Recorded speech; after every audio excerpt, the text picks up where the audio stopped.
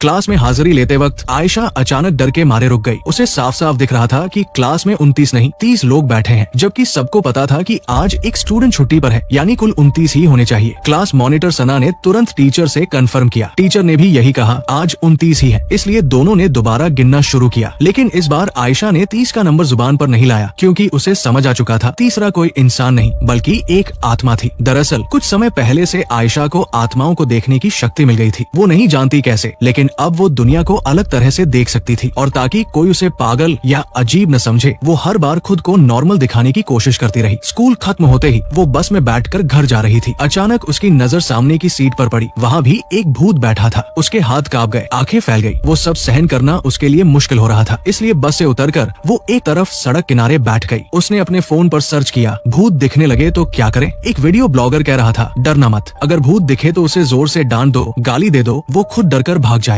आयशा ने वीडियो 2 बार ध्यान से देखा, थोड़ा हिम्मत जुटाई और घर जाने को उठ खड़ी हुई। लेकिन जैसे ही वो आगे बढ़ी, रास्ते में एक छोटा सा भूत उसके बिल्कुल सामने आ गया। आयशा ने नजरें चुराई, दिल काबू में रखा और उसके बगल से चुपचाप निकल गई। लेकिन जब उसने धीरे से पीछे मुड़कर देखा, वो छोटा भूत अब उसे बिना पलक झपकाए घूर रहा था। तो आयशा ने सोचा कि चलो उस ब्लॉगर वाला तरीका ट्राई कर ही लिया जाए। वो खुद को बहादुर दिखाने की कोशिश करते हुए बोली, मुझे कम मत समझना, मैं तुम्हें देख सकती हूँ। लेकिन जैसे ही उसने ये कहा, उसकी खुद की हिम्मत टूट गई। वो चीख मारकर उल्टी दिशा में भागने लगी और वो छोटा भूत उसके बिल्कुल पीछे पीछे दौड़ पड़ा। खुशकिस्मती से आयशा का घर पास ही था। घर में घुसते ही भूत वही रास्ते में रुक गया और अंदर नहीं आया। उसे लगा शायद अब वो सुरक्षित है। थोड़ा सांस लेकर उसने फिर से भूत दिखने पर क्या करें वाली वीडियो देखना शुरू किया। इस बार एक दूसरे ब्लॉगर ने कहा, भूत पर चिल्लाना बहुत बड़ी गलती है, इससे वो और भी ज्यादा उत्तेजित हो जाते हैं और कई बार तो सीधे आपके साथ घर तक चले आते हैं। आयशा ने धीरे धीरे सर उठाया और वही बात सच निकल आई। वही छोटा भूत अब उसके लिविंग रूम में बैठकर टीवी देख रहा था। इस ब्लॉगर ने सलाह दी थी, अगर भूत दिख जाए तो ऐसे बर्ताव करो जैसे तुमने उसे देखा ही नहीं। तो आयशा ने यही तरीका अपनाया। भूत चाहे उसके सामने उछले, फुसफुसाए, डराए, वो ऐसे ही व्यवहार करती रही जैसे वहाँ कुछ था ही नहीं। अगली सुबह स्कूल जाते वक्त जैसे ही उसने दरवाजा खोला, सड़क पर उसे एक और आत्मा स्क्वाटिंग पोज में बैठी दिखी। शांत रहने के लिए उसने ईयरफोन लगाए, खुशमिजाज गाना प्ले किया, नजरें नीचे रखकर ऐसे चलने लगी मानो उसे आसपास की कोई भी चीज दिखाई ही नहीं दे रही हो। वो धीरे धीरे उसके पास से निकल गई, लेकिन अगली ही सेकंड उसे एहसास हुआ, ये तो भूत नहीं था, वो तो एक बुजुर्ग अंकल थे और उसकी नजरों की कमजोरी की वजह से उसे भूत समझ बैठी थी। अभी जो उसने कहा था उससे वो बुजुर्ग अंकल थोड़े नाराज हो गए। आयशा ने फौरन हाथ जोड़कर माफी मांगी और जल्दी से अपना सामान उठाकर वहाँ से निकल गई। इस छोटे से डर के बाद उसका मूड थोड़ा बेहतर होने लगा। वो हल्की दौड़ते हुए स्कूल के गेट तक पहुंची, जहाँ उसकी मुलाकात क्लास मॉनिटर सबा से हो गई। आयशा मुस्कुराते हुए उसके पास गई, लेकिन अगले ही सेकंड उसकी मुस्कान पत्थर की तरह जम गई। उसकी आंखों में सीधा डर झलक रहा था, क्योंकि सबा के कंधे पर एक भूत का हाथ रखा हुआ था। लेकिन आयशा कुछ नहीं कह सकती थी। वो ऐसे ही दिखाती रही जैसे सब नॉर्मल है और हल्के से पूछ लिया, कल तुम स्कूल क्यों नहीं आई थी? सबा ने बताया कि वो श्मशान गृह में एक रात की प्रार्थना के लिए गई थी। शायद यही वजह थी कि वो आत्मा उसके साथ चली आई। दोपहर में आयशा ने चुपके से अपने फोन पर भूत भगाने के तरीके देखे। उसमें लिखा था, नमक और तस्बीह बटा माला साथ रखने से मदद मिलती है। लंच के दौरान जब सबा ध्यान नहीं दे रही थी, आयशा ने धीरे से उसके कंधे पर नमक छिड़क दिया, लेकिन उसका कोई असर नहीं हुआ। शाम तक आते आते भूत का हाथ अपने आप गायब हो गया तो आयशा ने चैन की सांस ली। उसी दिन सभी क्लास मॉनिटर सांस्कृतिक उत्सव के कार्यक्रम के लिए चिट्ठी निकालने वाले स्टेज इवेंट में शामिल हुए। हर मॉनिटर एक चिट्ठी निकालकर ये तय करता कि उनकी क्लास कौन सा परफॉर्मेंस करेगी। जब सबा की बारी आई, वो पूरा आत्मविश्वास में थी। कह रही थी कि उसका दाहिना हाथ हमेशा किस्मत वाला रहा है और वो जरूर डांस वाला प्रोग्राम निकालेगी। लेकिन आयशा का ध्यान फिर से उसी भूत के लौट आए हाथ पर अटक गया। उसे एक बहुत बुरा एहसास होने लगा और हुआ भी वही। सबा की चिट्ठी में डांस नहीं बल्कि पूरा दूसरा कार्यक्रम निकल आया। सारी उम्मीद टूट गई। स्टेज के किनारे खड़े 2 स्टूडेंट्स आपस में इस भूत वाले हाथ की बातें कर रहे थे। दरअसल वो दोनों भी आत्माओं को देख सकते थे, ठीक आयशा की तरह। उन्होंने ध्यान दिया कि सबा के पास वाली वो आत्मा साधारण नहीं बल्कि जरा ज्यादा खतरनाक थी। कुछ ही पल बाद आयशा ने भी उस आत्मा को पूरा देख लिया और उसी पल वो आत्मा जाकर क्लास टीचर के बिल्कुल पास बैठ गई और उनकी पेट पर घूरने लगी। आयशा ने तुरंत बहाना बना दिया, मैडम मेरा पेट बहुत दर्द कर रहा है। सबा और टीचर ने उसे पकड़कर तुरंत वहाँ से बाहर निकाल दिया। स्टेज पर खड़े वो 2 स्टूडेंट्स ये देखकर समझ गए आयशा भी उनकी ही तरह है, उसे भी भूत दिखाई देते हैं। इसका यकीन पक्का करने के लिए लड़की उनमें से एक जारा, जो स्कूल की फोटोग्राफी टीम में थी, दोनों के पास आई और कहा, चलो एक फोटो लेते हैं। और उसने तीनों की एक तस्वीर खींच ली। जब अरीबा, फोटोग्राफी क्लब की लड़की, ने तस्वीर दोनों को दिखाई, आयशा की नजर सीधे उस भूत वाले हाथ पर चली गई। लेकिन वो किसी भी हालत में ये नहीं चाहती थी कि दूसरों को पता चले कि वो आत्माओं को देख सकती है, इसलिए उसने चेहरा बिल्कुल सामान्य रखा, मानो मानो उसे कुछ भी दिखाई नहीं दे रहा। अरीबा ने सोचा कि शायद उसकी कल्पना ही गलत थी। थोड़ी निराश होकर वो चुपचाप वहाँ से चली गई, लेकिन फहद ने हार नहीं मानी। वो अब भी यकीन से कह रहा था कि आयशा उसी की तरह है, यानी वो भी भूतों को देख सकती है। फहद ने उसे बताया कि कई साल पहले इस स्कूल में एक बड़ा हादसा हुआ था। स्कूल की इमारत अचानक ढह गई थी और करीब 50 छात्र और शिक्षकों की जान चली गई थी। ये हादसा संस्कृति महोत्सव वाले दिन ही हुआ था और कुछ माता पिता भी इसमें फंस गए थे। उस घटना के बाद से स्कूल में कई आत्माएं ठहर गई, लेकिन फहद के अनुसार वे सब आम इंसान ही थे, इसलिए उनकी आत्माएं भी ज्यादा ताकतवर नहीं और वो इस जगह से बाहर नहीं जा पाती। पर हर साल सांस्कृतिक कार्यक्रम के दौरान ये सब आत्माएं बहुत सक्रिय हो जाती है। फहद ने कहा, अगर इस साल हम भूतिया हाउस जैसा कोई इवेंट करें तो शायद ये सब आत्माएं एक जगह इकट्ठी हो जाएंगी और जगह और भी ज्यादा जीवंत लगेगी। आयशा नहीं समझ पा रही थी कि वो उसे ये सब क्यों बता रहा है, लेकिन उसे इतना जरूर महसूस हुआ। फहद का इरादा बुरा नहीं था। स्कूल के बाद आयशा बाजार जाकर एक तस्बीह बटा नजर की माला खरीद लाई। उसने सबा को ये कहकर दी कि इससे तुम्हारी किस्मत बेहतर हो सकती है, खासकर चिट्ठी वगैरह निकालने में। सबा ने बिना सोचे समझे खुशी खुशी उसे अपनी कलाई में पहन लिया, लेकिन जैसे ही वो तस्बीह को गौर से देख रही थी, उसकी डोरी अचानक टूट गई। मोतियों के गिरने की आवाज कमरे में खामोशी की तरह फैल गई और आयशा के दिल में एक बहुत बुरा संकेत जाग गया। मोती जमीन पर चारों तरफ बिखर गए। ये साफ था सबा के साथ जुड़ी वो आत्मा इसे तोड़ रही थी और जो पहले सिर्फ कंधे पर एक हाथ था, अब वो पूरी बाह के रूप में दिखाई देने लगा था। आयशा का दिल तेज धड़कने लगा। उसने तुरंत सबा को पकड़कर पास की छोटी मंदिरशाइन की तरफ ले गई। उसने सबा को समझाया, यहाँ अगर दिल से मन्नत मांगो तो किस्मत बेहतर होती है, अगली बार चिट्ठी भी अच्छी निकलेगी। सबा ने इस पर यकीन कर लिया। उसने श्रद्धा से एक सिक्का चढ़ाया और आंखें बंद करके मन्नत मांगी, लेकिन जैसे ही आयशा ने मुड़कर देखा, मंदिर के दरवाजे पर वही आत्मा खड़ी थी। उसकी बाह से साफ पहचान हो रही थी कि यही वही आत्मा थी जो सबा के कंधे पर थी, लेकिन इस बार वो सबा से अलग हो चुकी थी। ये देखकर आयशा ने पहली बार राहत की सांस ली। कुछ दिनों बाद उनकी क्लास टीचर रेहाना मैम, जो जल्द ही माँ बनने वाली थी, अचानक परेशान दिखी क्योंकि उनके पेट के आसपास कई हाथों की आकृतियां नजर आ रही थी। आयशा एकदम घबरा गई, समझ नहीं पाई क्या करे। उसी समय फहद पीछे से आया और धीरे से बोला, डरने की जरूरत नहीं, ये नुकसान पहुँचाने वाली आत्माएं नहीं है, ये उनकी रखवाली करने वाली आत्माएं हैं। आयशा ने गहरी सांस ली। अगले दिन क्योंकि सबा चिट्ठी में परफॉर्मेंस नहीं निकाल पाई थी, क्लास ने फिर से वोटिंग की। आखिरकार सबने सहमति से हॉन्टेड हाउस इवेंट करने का फैसला किया। तभी प्रिंसिपल खुशखबरी लेकर आए, रेहाना मैम ने एक स्वस्थ बेटे को जन्म दिया है। पूरी क्लास खुशी से झूम उठी। उसके बाद प्रिंसिपल ने घोषणा की कि उनके लिए अब एक नया अस्थायी शिक्षक आएगा। जब वो अंदर आया, लंबा, स्मार्ट और काफी आकर्षक, क्लास के लगभग सभी स्टूडेंट्स उत्साहित हो गए, लेकिन आयशा के चेहरे पर खुशी नहीं थी। उसकी नजरें उस नए टीचर फरहान सर के पीछे टिकी हुई थी, क्योंकि वहाँ कुछ ऐसा खड़ा था जिसे सिर्फ वही देख सकती थी। असल में फरहान सर के पीछे एक काला सा भूत लगातार खड़ा रहता था। वो किसी से बात नहीं करता, बस चुपचाप पीछे पीछे चलता था। कुछ दिनों बाद सबा और आयशा की अगुवाई में क्लास ने भूतिया घर हॉन्टेड हाउस की सजावट शुरू की। स्कूल में मौजूद लगभग सभी आत्माएं भी वहाँ इकट्ठी होने लगी, जैसे उन्हें भी ये सब देखना और महसूस करना हो। आयशा के लिए ये पहली बार था जब उसने इतनी सारी आत्माएं एक साथ देखी। दिल में डर तो बहुत था, लेकिन वो बस अपने चेहरे पर शांत रहने वाली एक्टिंग करती रही ताकि कोई कुछ समझ न सके। क्लास शुरू हुई। फरहान सर ने सबा का नाम लेकर उसे बुलाया और पूरे क्लास की लड़कियों में हल्की जलन फैल गई। सब हंसते हुए कहने लगी, सर हमारा नाम भी याद रखिए। पर आयशा का ध्यान कहीं और था। वो देख रही थी कि काला भूत सबा को टकटकी लगाकर घूर रहा है। उसमें भी ईर्ष्या थी और उसी ईर्ष्या की वजह से सबा को अचानक थकान, कमजोरी और भूख लगने लगी। असल में भूत उसकी ऊर्जा खींच रहा था। धीरे धीरे सबा का चेहरा पीला और कमजोर पड़ता गया। जब क्लास ने ग्रुप फोटो ली, आयशा ने साफ देखा सबा का आधा शरीर अब उस आत्मा के कब्जे में था, लेकिन वो सच बताने की हिम्मत नहीं कर पा रही थी। डर था कि सबा इसे सहन ही न कर पाए। उसका दिल भारी हो गया। अपने दोस्त को ऐसे टूटते हुए देखना उसे अंदर से चुभ रहा था। उसने आखिरी उम्मीद के तौर पर सबा को फिर से उसी मंदिरशाइन में ले गई। उम्मीद थी कि शायद इस बार कुछ फर्क पड़े। सबा ने दोबारा मन से दुआ की, लेकिन इस बार कोई चमत्कार नहीं हुआ। मंदिर की रक्षा अब सबा पर असर नहीं कर रही थी और आयशा के दिल में एक ठंडी सी बेचैनी उतर गई। अब मदद की कोई आसान राह नहीं बची थी। स्थिति और भी खराब हो गई थी। सबा का स्वभाव अचानक बेहद चिड़चिड़ा और गुस्से वाला हो गया। वो अब आयशा की कोई बात सुनने को तैयार नहीं थी। उसने तो गुस्से में आयशा को जोर से धक्का देकर जमीन पर गिरा दिया और बिना पीछे देखे वहाँ से चली गई। घर लौटकर आयशा बिस्तर पर चेहरा छुपाकर लेट गई। वो पूरी तरह टूट चुकी थी। उसे बिल्कुल समझ नहीं आ रहा था कि वो अपने दोस्त को इस हालत से कैसे बचाए। उसी समय उसकी नजर के सामने वही छोटा भूत फिर प्रकट हो गया। आयशा का दिल एकदम सिकुड़ गया। उसने जल्दी से फोन उठा लिया, ऐसा जताने लगी जैसे वो बहुत बिजी है, लेकिन उसकी उंगलियां लगातार कांप रही थी और आंखों से आंसू अपने आप बहने लगे। अगली सुबह उसे याद आया कि सबा को हाल ही में हमेशा बहुत भूख लगती थी, तो उसने उसके लिए कई तरह का खाना बनाकर टिफिन में भर लिया। खुशबू सूंघकर उसका पिता भी आ गया, लेकिन आयशा इतनी परेशान थी कि वो उससे बात करने का मन भी नहीं बना पाई। स्कूल पहुंचने के बाद आयशा ने काफी देर तक सबा को ढूंढा, लेकिन वो कहीं नहीं दिखी। फरहान सर ने बताया कि सबा की तबीयत बहुत खराब है और वो कुछ दिनों के लिए घर पर आराम कर रही है। आयशा का दिल घबरा गया। उसने तुरंत सबा की माँ को फोन किया। तभी उसे पता चला सबा की हालत बहुत गंभीर हो चुकी है। आयशा समझ गई कि ये सब उसी काले आत्मा की वजह से हो रहा है। वो दौड़कर अरीबा के पास गई, जो भूत भगाने के तरीकों की जानकारी रखती थी। इस बार आयशा ने सच बोल दिया कि वो आत्माओं को देख सकती है। अरीबा ने स्थिति समझते हुए कहा, सबा ऐसी इंसान है जिसे आत्माएं बहुत जल्दी आकर्षित करती है। जैसे रात में स्ट्रीट लाइट की तरफ कीड़े खींचते हैं, वैसे ही उसकी जीवन ऊर्जा बहुत गहरी है और भूतों को यही ऊर्जा सबसे ज्यादा पसंद होती है। उसने आगे बताया, सबसे बड़ी दिक्कत यह है, सबा जितना ज्यादा खाती है वो आत्मा उतनी ही उसकी ऊर्जा खींचती जाती है। कहानी की तनाव अब एक बेहद खतरनाक मोड़ पर आ चुकी थी। सबा के शरीर में मौजूद जीवन ऊर्जा जितनी बढ़ती जाती, वो उतना ही ज्यादा भूतों को अपनी तरफ खींचती थी। यानी उसकी हालत धीरे धीरे खुद और खराब हो रही थी। आयशा, अरीबा और फद ने मिलकर दूर से फरहान सर को देखने का फैसला किया। फद ने बताया कि उनके पीछे लगे हुए उस काले साई की ताकत साधारण नहीं है। अरीबा ने आंखें बंद करके उस आत्मा की प्रकृति को महसूस करने की कोशिश की। कुछ सेकंड बाद उसने कहा, ये भूत नहीं, जीव आत्मा है। यानी वो महिला जो कभी फरहान से बहुत जुड़ी थी, जिसे उसने ठुकरा दिया या छोड़ दिया। उसकी ईर्ष्या, दर्द और लगाव सालों में एक रूप बनकर इसी दुनिया में अटक गया है, इसलिए वो हमेशा उसके पीछे रहती है। और सबसे खतरनाक बात, अगर कोई भी लड़की फरहान के करीब आए तो ये जीव आत्मा उसे तकलीफ देने लगती है। अरीबा ने अपनी जेब से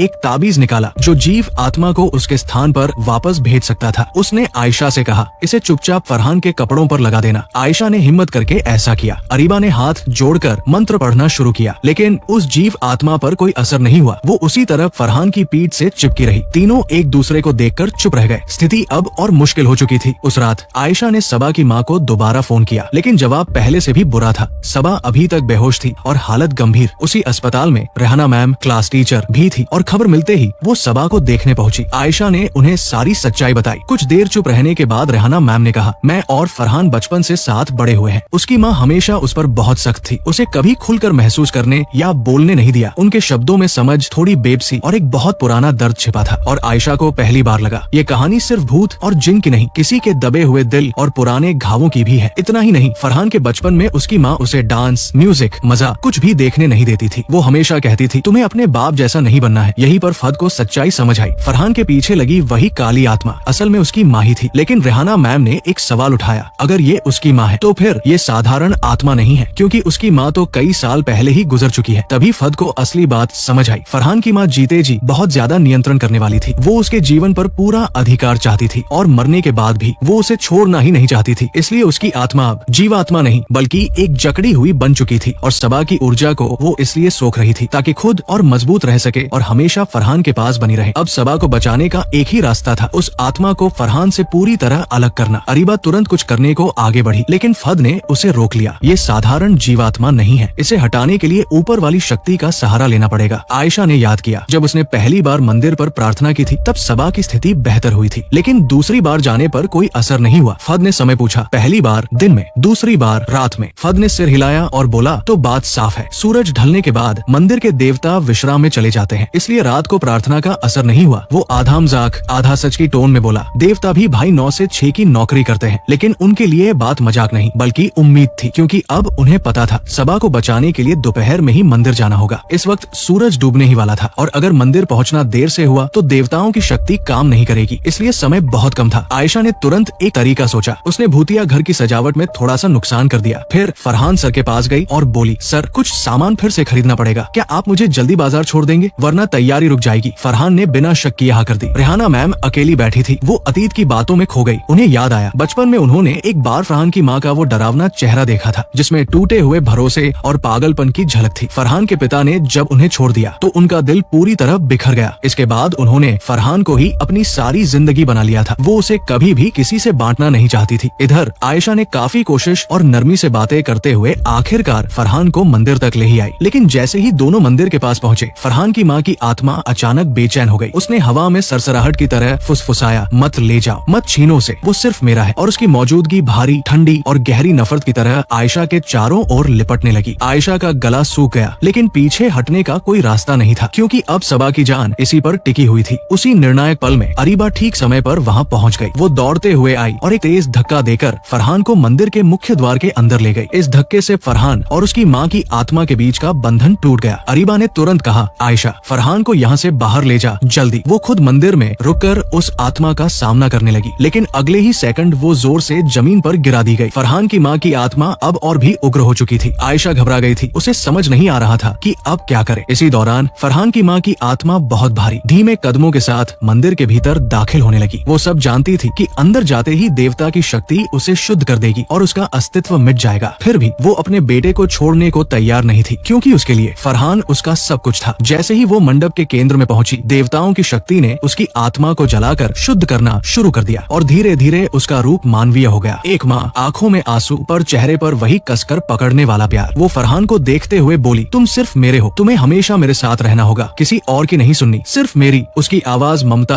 और दमघुंटू नियंत्रण का मिश्रण थी। फरहान फिर से बचपन वाली घुटन महसूस करने लगा। तभी आयशा ने आहिस्ता से आसमान की ओर इशारा किया, उधर देखो, कबूतर उड़ रहे हैं, गहरी सांस लो, मजबूत बनो, पीछे मत मुड़ना, कभी मत। फरहान ने सिर उठाया, आंखें बंद की और अपनी माँ की पकड़ को छोड़ दिया और उसी पल उसकी माँ की आत्मा धोए और राख में बदलकर हवा में विलीन हो गई। कुछ समय बाद सबा पूरी तरह सुरक्षित और स्वस्थ हो गई। उसका चेहरा फिर से पहले जैसा खुशनुमा और जिंदा दिखने लगा। जब आयशा को ये खबर मिली, उसकी आंखों में राहत के आंसू चमक उठे। सबा के ठीक होने की खबर सुनकर आयशा के अंदर जो तनाव इतने दिनों से जमा था, वो अचानक ढीला पड़ गया। उसके चेहरे पर पहली बार सच्ची मुस्कान दिखाई दी। इसके बाद उसने अरीबा से वो बात कही जो उसने अब तक किसी को नहीं बताई थी। मैंने पहली बार किसी भूत को अपने पापा के रूप में देखा था। असल में आयशा के पिता का बहुत पहले निधन हो चुका था और उससे भी ज्यादा दुखद बात ये थी कि उनके जाने से एक दिन पहले आयशा ने एक छोटी सी बात पर उनसे बहुत जोर से बहस कर ली थी। ये बात उसके दिल में सालों से कांटे की तरह चुभी हुई थी। वही पछतावा, वही अधूरा प्यार। शायद इसी वजह से वो अपने पिता की आत्मा को देख पाती थी, लेकिन वो नहीं चाहती थी कि उसके पिता को ये एहसास हो कि वो आज भी उस दुख में फंसी हुई है। इसलिए जब भी उसके पिता धीरे से उसके पास आते या उसे पुकारते, आयशा जानबूझकर अनसुना कर देती थी ताकि वो पास ही रह सके, बस चुपचाप, जैसे वो कभी गए ही नहीं थे। संस्कृति उत्सव का दिन आ गया। सबा भले ही बहुत डरपोक थी, लेकिन आयशा और अरीबा ने उसे जबरदस्ती भूतिया घर में खींच ही लिया। वही फद भी अंदर आ गया और अरीबा से बातें करने लगा, लेकिन सबा को फद दिखाई नहीं दे रहा था। तभी सच सामने आया। फद भी उन छात्रों में से एक था जो सालों पहले इस स्कूल की इमारत ढहने की दुर्घटना में मारे गए थे। और असल में ये स्कूल एक ऑल गर्ल्स स्कूल था, इसलिए स्कूल में नजर आने वाले सारे लड़के दरअसल आत्माएं थे। कहानी यही खत्म होती है, लेकिन कुछ रिश्ते, कुछ दर्द, कुछ अधूरे अलविदा यूं ही दुनिया के दो किनारों से एक दूसरे को चुपचाप देखते रहते हैं।